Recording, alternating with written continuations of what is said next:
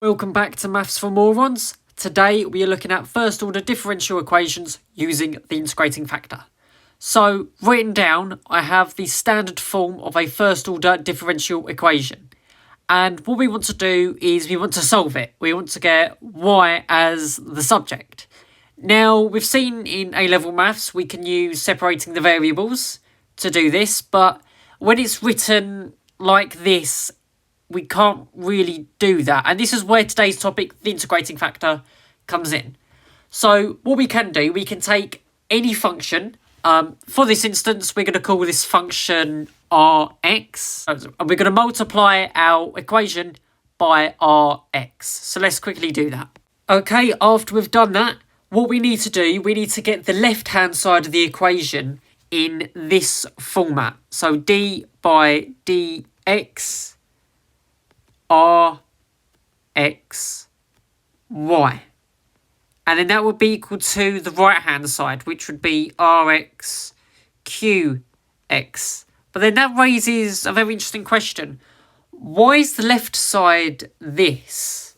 Well, if you look at what's inside the brackets, we've got y and our function Rx, and we're trying to differentiate that. Well, one way that we can differentiate that is by using the product rule. And if we were to use the product rule, we would get Rx y prime plus R prime x y. And if you compare this equation with the product rule, we will get, well, Rx dy by dx, that's the same. So that doesn't really matter. But it's here that's interesting. The Rx pxy and the R prime xy, that's different. But before we do anything else, we also need to answer the second question, which is, why are we using the product rule here? Well, we've written it in this format because we can use separating the variables, so we can integrate both sides, and then we can rearrange to find y on its own to solve the equation. So let's go back to using the product rule. And if we equate the Rx px y to the bit that I've underlined, the R prime x y, well, here, we've got a common factor of y. So let's just cancel that out. We don't need it. And then what we can do from here is we can divide by Rx. So we get px on its own. And then we get R prime on top. And divide that by Rx. Alright, next thing that we want to do is integrate both sides. So let's integrate the px. Let's integrate that. So with the px, we don't really know what it's going to be. So we're going to leave it as the integral of px dx. We don't really know. Okay, we're looking over to the right-hand side. We've got R prime over R. Well, if we integrate that, we'll get ln Rx. I can raise both sides by E. And then what we'll get is Rx on its own is equal to E to the power of px with respect to dx. This right here is our integrating factor, where we take E and we raise it to the power of the integral of px, where p is the coefficient of our y term. And then from there we can write our equation in this format. And then from there, we can integrate both sides and rearrange to find y to give our general solution. So that is a brief introduction to the integrating factor. Let's take a look at the first example to practice this idea. Okay, so our first example, we've got dy by dx minus 4y is equal to e to the x. So the first thing that we have to do is identify our px. And our px, our p of x, is our coefficient of the y, which is equal to minus 4. And we need that for the integrating factor. And the integrating factor, as we know, is e to the integral of px with respect to dx. and that is the integral of minus 4 with respect to dx. And as we know, that will give us e to the minus 4x. This right here is our integrating factor. So then what we do is we multiply the equation by e to the power of minus 4x. So let's quickly do that.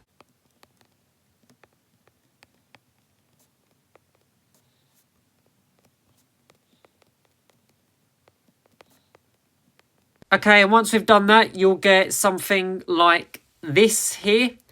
And, well, the first thing that we can do on the right-hand side, we've got this e to the x times e to the minus 4x. Let's quickly tidy this up. So we can add the powers here, and we'll get e to the minus 3x. There we go. Okay, and then from there, we can use this form. So we get d by dx, and then in the brackets we can take e to the minus 4x on the left hand side there, and then we've got this y as well. And the reason that we've done that is because, well, if we take the product rule of e to the minus 4x times y, we would get this here, the bit that I've just underlined. Okay, and then we'll equal it to e to the minus 3x. And then from there, we just integrate both sides. So we integrate that, we integrate that.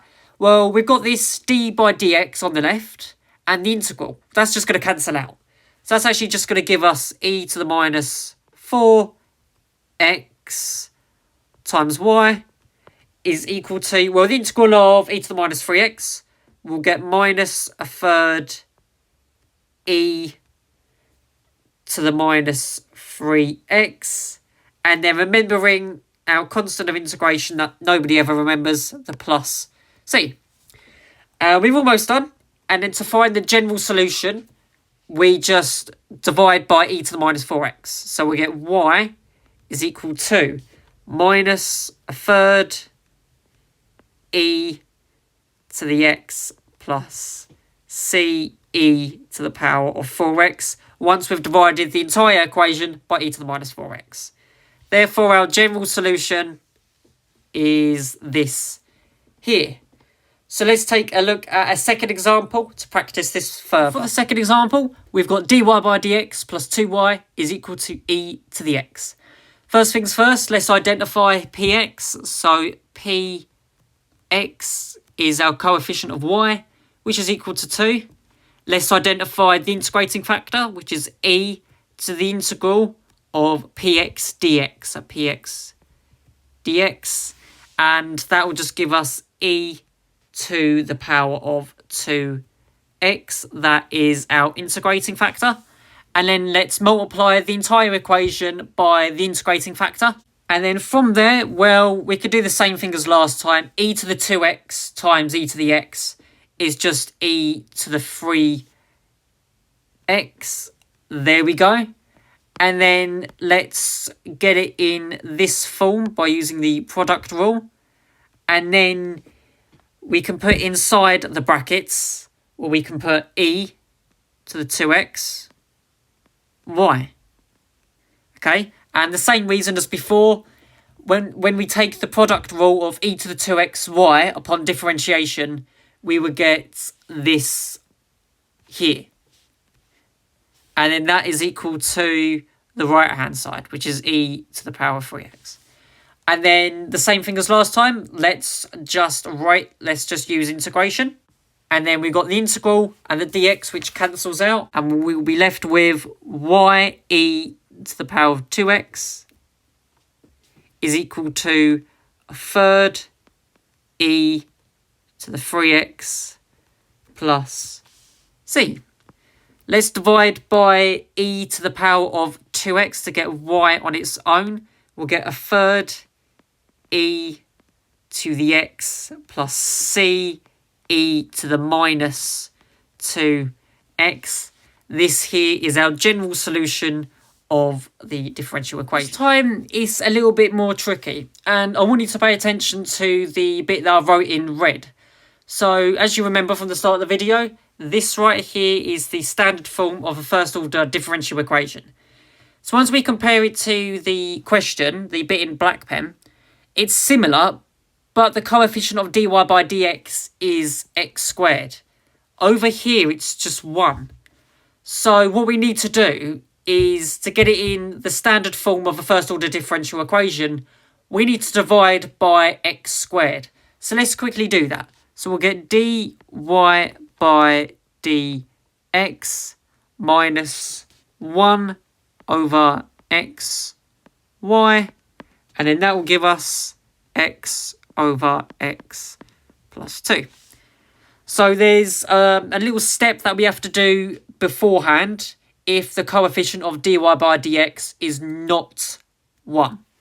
Now we can use our integrating factor. So I'm going to get a blue pen. Well, we know that px is equal to minus 1 over x. Taking our integrating factor, we'll get e to the power of the integral of minus 1 over x dx. And then we know the integral of minus 1 over x. Well, that will just give us minus ln x. And then including the e term, we'll get e to the power of minus ln x. And another way that we can write that is ln x to the power minus 1. Therefore, our integrating factor would be x to the power of minus 1, as the e and the ln cancel out, or 1 over x. That is our integrating factor. Now we just multiply the entire equation by the integrating factor, which is 1 over x. So let's quickly do that. And you should get something like this. And then after that, well, we can get it in this form, d by dx.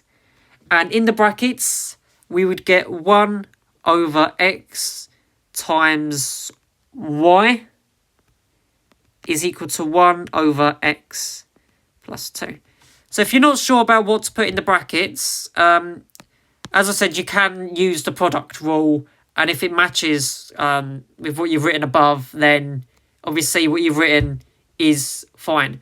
But in the brackets, you can just put in the left bit, so the 1 over x, and then put in a y as well. And then that is usually what you have to do. Okay, so now we can integrate both sides. So the integral and the d by dx cancel out, giving us y over x. And that is equal to ln x plus 2 plus c, remembering that plus c or else we will lose a mark. And then obviously times everything by x. We'll get y is equal to x ln x plus 2 plus cx. That is our final answer. I've written this boundary condition, which is y1 is equal to 1. Now, we're actually trying to find the particular solution. So as you saw in the general solution, we're still left with our c term, our constant of integration. So when we're trying to find the particular solution, we're trying to find what c is, and then rewriting the general solution with what our c is. So hopefully this will make a bit more sense. It's pretty easy. But first of all, you might have noticed x cubed, we've got to divide through, just like last time. So let's divide x cubed on both sides of our equation. So we'll get dy by dx minus 1 over x. Y is equal to 1 over x cubed. Okay, now we can do the integrating factor. So hopefully it's pretty obvious. We do e to the integral of px. Well, px is minus 1 over x with respect to dx. And then it's the same thing as last time. It's 1 over x. That is our integrating factor. Okay, so we now multiply our equation by our integrating factor. and we'll get 1 over x dy by dx minus 1 over x squared y is equal to 1 over x to the power of 4. There we go. Okay, now we can use this form, d by dx, and then we'll get, well, 1 over x to begin with, and then times that by y, and that is equal to 1 over x to the power of 4. And now what we can do is, as we know, we integrate both sides. So therefore we get y over x. Make that look a bit more of a y. That's good enough. And then the integral of 1 over x to the power of 4 will get minus a third x to the power minus 3 plus c. Okay, let's multiply by x. We'll get y is equal to minus a third x to the power of minus 2 plus cx. And then going back to our boundary conditions, we know y1 is equal to 1. So we know when x is 1, y is 1. So now we just substitute that. So we make y is 1 minus a third. Well, we know x to the power, well, sorry, 1 to the power of minus 2 is just 1. And then plus cx, where x is 1. So you don't have to write in, but just to show what's happening, I will. And then from there, we get 1 is equal to minus a third plus c. Therefore, when we rearrange it, c is equal to 4 thirds. And then going back to our general solution, well, we can knock off c. We now know it is equal to 4 thirds. There is the particular solution. Now we're going to move on to a very hard question. Now is time for the very difficult question. There's lots of things going on here. So pause the video and give this one a go. It's interesting. So the first thing that you should do, hopefully you've noticed, the coefficient of dy by dx is not equal to 1. Therefore, we must divide through. We must divide everything by 1 plus x. So let's quickly do that. You should get that. Now we can use our integrating factor. And this is where things get a bit interesting. So we go over here. We know p of x is equal to minus x over 1 plus x. So minus x over 1 plus x. And then our integrating factor is e to the integral of minus x over 1 plus x dx. So now we've got to integrate x over 1 plus x. So integrate minus x over 1 plus x. Let's put it here first. So an interesting thing that we can actually do, what I'm going to do is I'm going to put the minus here. Let's forget about the minus for the time being. Let's integrate x over 1 plus x. So on the numerator, I can do this. I can take plus 1 minus 1. Because 1 minus 1 is still 0. And then if we divide by 1 plus x, what we will notice on the numerator, we get 1 plus x over 1 plus x here. So that's just going to cancel out. So we're going to get 1 minus, and then we'll be left with 1 over 1 plus x. And that is pretty easy to integrate from there. So we can integrate that. We'll get x minus 1 plus x. Okay, so let's just times all of this by minus 1. And then we'll get minus x plus ln 1 plus x. Now we can raise all of this by e. And then we can separate this out. We'll get e to the minus x times e to the ln 1 plus x. And then from there, what we can do, well, e to the minus x just stays the same. It's this bit that we're worried about. Well, the e and the ln cancel out. So we'll be left with e to the minus x times 1 plus x. This right here is our integrating factor. We need to multiply our equation with that. Okay, and once you've done that, you should be left with what I've written down there. So we've just multiplied our equation by our integrating factor. Okay? Well, from there, we can simplify it. Okay, so looking at the second term here, well, we've got 1 plus x on the top, 1 plus x on the bottom.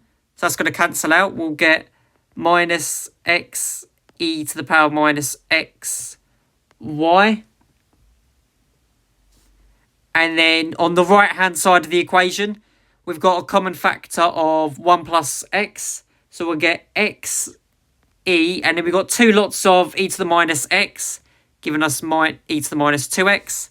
And then the first term on the left-hand side can stay the same. So we've just simplified it a little bit, which is good. Okay, awesome.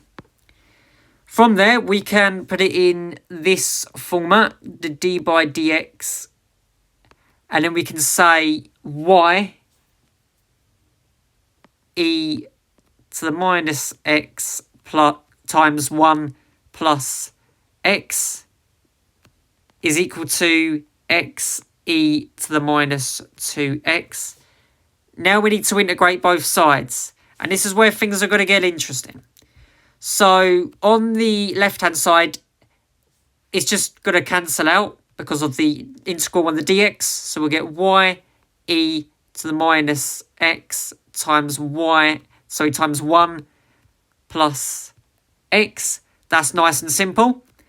And then looking at this right-hand side here, the x e to the minus 2x, we're going to have to use integration by parts. Using integration by parts, we've got u. We'll set u equal to x. dv is equal to e to the minus 2x. And if we differentiate u, we'll get 1 integrates our e to the minus 2x.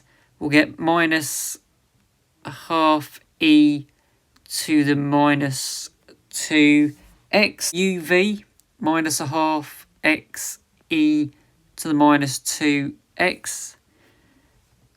Minus the integral of v du. So that'd be minus a half e to the minus 2x with respect to dx.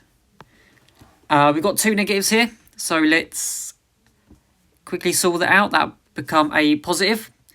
And then integrating half e to the minus 2x, what we get e to the minus 2x, and then we'll get minus a quarter there to sort that out. Combining it with what we already have, our minus a half x e to the minus 2x, that gives us the integral of xe to the minus 2x.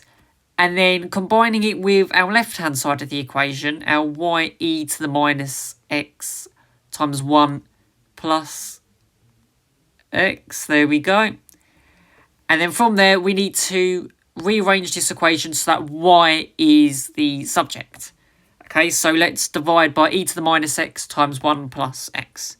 So we get y on the left-hand side minus xe to the minus 2x over 2e to the minus x1 plus x minus e to the minus 2x on top over 4e to the minus x1 plus x. Casually realising that I forgot the plus c. Plus c over e to the minus x times 1 plus x. From there, what we can do is we can quickly sort this out before we get our boundary conditions and play with that. So we've got e to the minus 2x on top on the first term and e to the minus x on the bottom. And we'll get e to the minus x on top. We'll get e to the minus x up there. There we go. And then on our second term, we've got e to the minus 2x on top, e to the minus x on the bottom. And we'll be left with e to the minus x on top. And then on our third term, well, we can move this e to the minus x because it's on the denominator. We can write it as e to the x on top. Okay, now it looks a bit more nicer. We can now use our boundary conditions. So when x is 0, y is equal to 1. So we could set y equal to 1. Well, x is 0, so on the first term, it will just be 0. And we got minus, well, e to the 0 is just 1 over 4. X is also 0, so we're just doing 4 times 1. Nice and simple. Plus, and we got c, e to the x, well, e to the 0 is just 1. Over 1, we don't really need that because x is 0. C is therefore equal to 5 quarters. Okay? Now let's go back to our general solution. Let's just quickly replace the C 5 quarters. And therefore we have our answer, this here. There we go. And that's all for today's video, guys. Hopefully you enjoyed, and I'll see you in the next one.